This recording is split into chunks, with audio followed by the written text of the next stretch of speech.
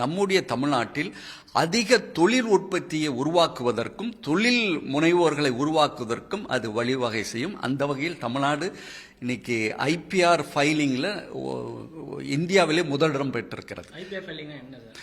Intellectual property rights என்று சொல்லப்படுகிற காப்புரிமையை. ஏன்னா நிறைய ஒரு ஆராய்ச்சிகள் நடைபெற்று கொண்டிருக்கிறது நம்ம தமிழ்நாட்டில். அதே நேரம் அந்த ஆராய்ச்சி இதோட அது தொழில்நுட்பமாக மாற்றுகிற முயற்சியில் இப்பொழுது தமிழ்நாடு அறிவியல் தொழில்நுட்பம் மிக முனைப்பாக செயல்பட்டு கொண்டிருக்கிறது.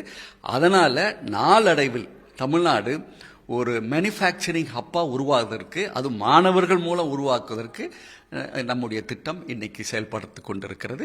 அதில் பல நல்ல மாற்றங்கள் உருவாகி கொண்டிருக்கிறது. இப்போ நான் ஒரு பொருள் பயன் பண்ணியிருக்கேன், என்னோட இதாக காப்புரிமை வேணும் அப்படின்னா நான் இப்போ இங்கே அப்ளை பண்ணி அதனால காப்புரிமை பெறதுக்கான வழி எல்லாமே செஞ்சு தருமா சார்? அதுதான். ஏன்னா எங்களுக்கு ஒரு தனி யூனிட்டே இருக்கு. பிஐசி என்று சொல்லப்படுகிற பேட்டன் இன்ஃபர்மேஷன் சென்டர்னு இருக்குது. இந்த சென்டர் என்ன பண்ணுதுன்னா, தமிழ்நாட்டில் இருக்கிற உயர்கல்வி துறையில், அதுவும் குறிப்பாக பல்கலைக்கழகங்களிலும் கல்லூரிகளிலும் 40 ஐபிஆர் செல்லை நாங்கள் ஆரம்பிச்சிருக்கிறோம். அந்த ஐபிஆர் செல்லு தான் இன்னைக்கு ஒரு பல மாற்றத்தை தந்து கொண்டிருக்கிறது. அதனால தான் இன்னைக்கு தமிழ்நாடு காப்புரிமை பெறுவதில் முதலிடம் பெற்றிருப்பதோடு இல்லாமல் இன்னைக்கு இந்த காப்புரிமை பெற்ற அந்த தொழில்நுட்பங்களை அதை எப்படி ஒரு தொழிலாக மாற்றுவதற்கு இன்னைக்கு எங்களுடைய மன்றம் செயல்பாட்டில் இருக்கிறது. லேட்டஸ்டா நம்ம எதுக்காக காப்புரிமை வாங்கிருக்கோம் சார்? அந்த பத்தி. ஆமாம், அதாவது இதில் எனக்கு மகிழ்ச்சி என்னன்னா, எங்களுடைய மன்றம் மாணவருடைய கண்டுபிடிப்புகளுக்கு பண்ணிரு. உதாரணமாக ஒரு இன்ஜினியரிங் கல்லூரி மாணவர்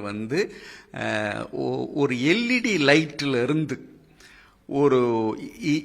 ஒரு தொழில்நுட்பத்தை உருவாக்கி அதன் மூலம் ஒரு இடத்துல ஒரு சமையல் பண்ணுறதுக்கு என்னென்ன வகையான எனர்ஜி தேவைப்படுதோ, சக்தி தேவைப்படுதோ அதெல்லாம் வழங்கக்கூடிய அளவிற்கு அவர் செய்ததுக்கு அதை நாங்கள் வாங்கி கொடுத்துருக்கோம். இன்னைக்கு பல தொழில் நிறுவனங்கள் அதை எப்படி தொழிலாக மாற்றுவதற்குரிய முயற்சியில் ஈடுபட்டு கொண்டிருக்கால். இது மாதிரி பல வகையான தொழில்நுட்பங்களை மாற்றுவது. அடுத்து ஏஐசிடி நிறுவனம் தமிழ்நாடு அறிவியல் தொழில்நுட்பத்தோடு இணைந்து மாணவர்களில் கண்டிப்பாக, அதுவும் இன்ஜினியரிங் கல்லூரி மாணவர்களுடைய கண்டுபிடிப்புகளை எப்படி தொழில், அதுவும் இன்னைக்கு எலக்ட்ரிக் வெஹிக்கிள்லாம் இன்னைக்கு அதிகமாக தேவைப்படுகிறது, அதுக்குள்ள காப்புரிமைகளையும் இப்போ நாங்கள் வழங்கி கொண்டிருக்கிறோம்.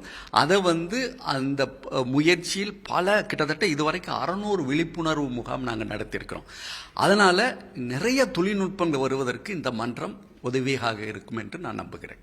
எதிர்கால திட்டம் என்னவா சார்?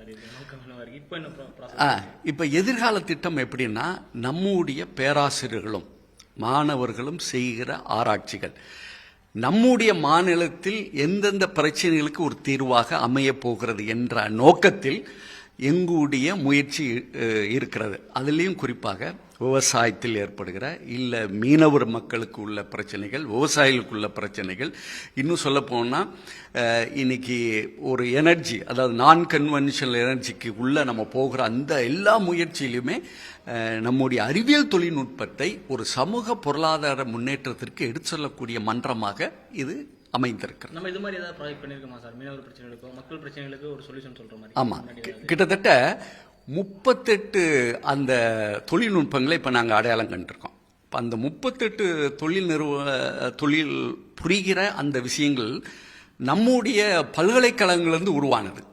அதை அடையாளம் கண்டுபிடித்து அதை மீனவர்களுக்கு கொடுப்பது. உதாரணமாக இன்னைக்கு ஆர்கானிக் ஃபார்மிங்ன்றோம்.